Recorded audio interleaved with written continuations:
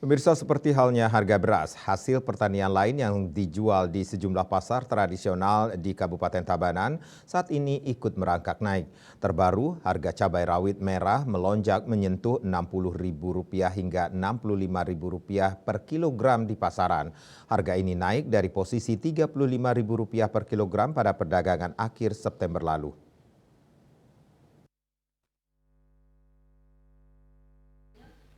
Lonjakan harga cabai rawit di pasaran dibenarkan oleh Kepala Dinas Pertanian Tabanan Imadi Subagio.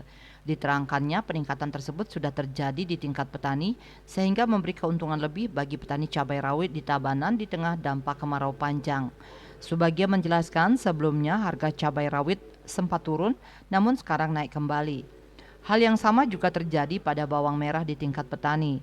Menurutnya, tren lonjakan harga produk pertanian dipicu oleh naiknya permintaan pasar saat ini. Di tengah dampak kemarau, sepanjang petani melakukan perawatan terhadap tanaman, maka akan berpengaruh sangat baik terhadap produktivitas hortikultura, sehingga hasil panen cenderung meningkat dari biasanya.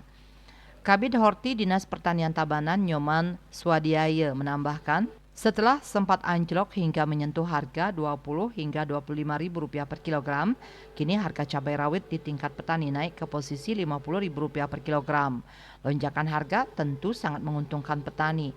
Terlebih lagi kini budidaya cabai rawit menjadi alternatif selain palawija bagi sejumlah sentra produksi pertanian di Tabanan yang kesulitan air sehingga tidak bisa menanam padi.